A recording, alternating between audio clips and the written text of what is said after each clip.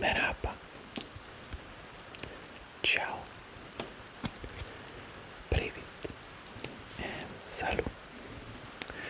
Today we are going to talk about something very weird. About one Micronation. And that Micronation is called the Other World Kingdom. I've been showing you the flag of the Other World Kingdom, but from now on you can close your eyes, you don't need them. I'm not going to bother you with any visuals, you don't need to hear them. I'm just going to hear you my summary of what it is. First of all, this video is not for kids, as none of my videos is. But yeah, let's dive into it, you freaking weirdos. So the Other World Kingdom is related to my country, Czechia. That's why I find it interesting, and you probably saw that flag somewhere already. So let's start. The Other World Kingdom is a self-proclaimed matriarchal micronation, that means led by women, that occupied a 3-hectare estate built around a 60th century chateau in the village of Štiárna Zázavu district, Czech Republic.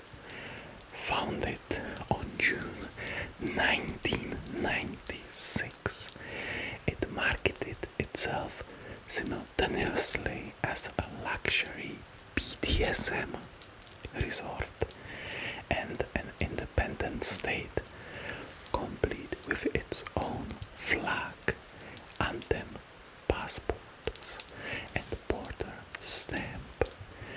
No sovereign country has ever recognized its claim to nationhood, but Empire of Red Sapphire does.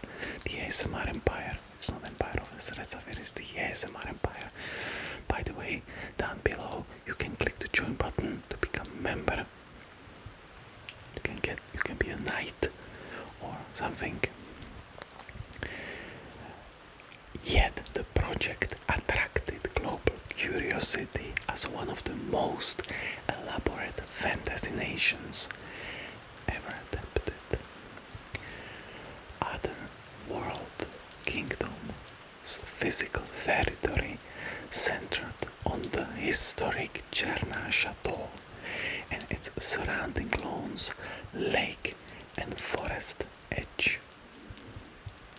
Lots of edging. Renovations costing an estimated 2 million British pounds, so not Czech crowns, British pounds, that's a lot of money. 60 million Czech crowns and like $2 million, but in 1996 converted the premises into a hybrid of boutique hotel and theatrical royal court. Gilded gates, a throne room, themed dungeons, and a 250-meter oval training track, all set within the manicured grounds. Although nominally extraterritorial, the land legally remained Czech private property. Yes. An ambiguity that would later shape the kingdom's fortunes. The mastermind behind the kingdom was businesswoman and dominatrix Queen Patricia, first, real name withheld in most public records. She adopted the title Absolute Monarch, and staged a 2-day coronation on 30th and 31st May 1997, complete with heralds' uniforms and a royal guard. That's a dedication that we are going to attempt. We just need what I need. I need BDSM King. No, I don't need that. Under Otherworld's Kingdom's charter, the Queen could issue laws, mint supremacy, grant or revoke citizenship and command a private police force, the Queen's Guard, empowered within the fantasy setting to enforce discipline. You know, I think fantasy setting, this all happened. This is real. This is not like I'm usually making fun of this channel but life imitates art, I guess. Otherworld's kingdom's stated mission was to bring as many male creatures as possible under the unlimited rule of superior women on as much territory as possible. So, dreams for some of you, I guess. The legal code therefore embedded female supremacy. Only women could hold citizenship and noble rank. Men were relegated to lower classes with sharply curtailed rights. Despite the florid language, participation was voluntary and framed as consensual BDSM roleplay for paying guests. Because they had to yet. It didn't catch on. Female applicants who wished to become sublime lady citizen, had to be at least 18, own or lease, while in residence at least one male slave, spent 5 nights in palace and pledge obedience to the queen and other world kingdom laws. In return, they received a passport, voting privileges in the female assembly, and social status within the community. First stage feminist dream. Like 57 years prior to in Czechia, we are real innovators, especially in BDSM. Men entered one of 2 categories.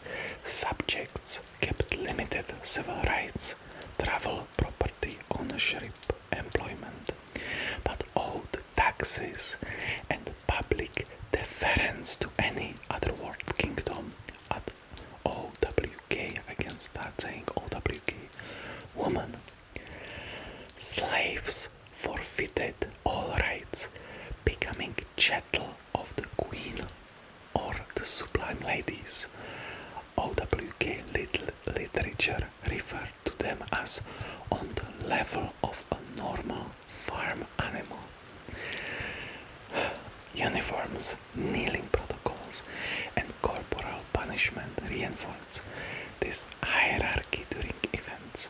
This is like the American crazies always go about that fantasy series, you know, like they are the women, they have to breed or something like that. I'm not sure how they have those. They always dress like that if there is some protest about abortion or something. This in real life reverse. When this movie is coming out, I can make that movie. We should do a GoFundMe.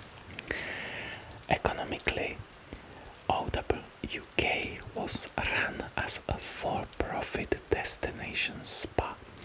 Guests paid hefty fees for accommodation. Men, themed ceremonies and photo shoots to heighten immersion. The kingdom issued its own paper money, the Dome. The 1999 One Dome note, for example, depicts a dominatrix astride a kneeling, hooded man alongside the motto, "Women over men." Collectors now trade these fantasy banknotes online as Micronation ephemera. Passports, postage stamps, and custom license plates rounded out the paraphernalia, while none held legal standing beyond the chateau gates. They serve both as souvenirs and as helps to sustain the illusion of sovereignty. Visitors leaving the estate could even receive an exit stamp in an actual national passport, technically a decorative ink marking, but one that many bragged about in niche travel circles. I don't know if you want to brag about that you paid money to get whipped by some weirdos. But okay, no king shaming on this channel. The heart of the complex was the Queen's Palace, a multi-story residence housing a banqueting hall, library, throne room, gym, and basement prison fitted with barred cells available for hire. Period furniture blended with steel restraints, creating a juxtaposition of Renaissance decor and modern fetish equipment. Across the country yard stood the Longhouse, which offered hotel-sized guest room and the notorious Countess Elizabeth Bathory chambers, two suites outfitted as medieval torture rooms. The Longhouse also contained a restaurant, pub, indoor swimming pool, and the Vanda nightclub, where themed balls and performance art took place late in the night. Outdoor amenities extended the fantasy: a sawdust-covered indoor riding hall and adjacent stables facilitated pony play dressage, while the oval track hosted slave races and obedience contests. A small lake permitted summer boating scenes. Winter events sometimes featured icebound ceremonies under torchlight. From 1997 into the mid-20s, OWK organized a busy calendar. Investitures, mock trials, slave markets, pride parades of dominatrices in ceremonial uniforms, and even an annual Queen's Birthday pageant. International fetish magazine SkinTube profiled the operation multiple times, calling it the only fandom nation on Earth, and giving OWK global publicity within BDSM circles. Mainstream reactions ranged from bemused curiosity to moral outrage. No shit. Czech tabloids highlighted the spectacle. Local authorities, however, took a hands-off approach so long as activities remained consensual and tax obligations were met. Of course, scholars of micropatrology, the study of micronations, cited OWK as a case where roleplay blurred into claims of statehood, challenging traditional definitions of sovereignty. Financial headwinds eventually caught up.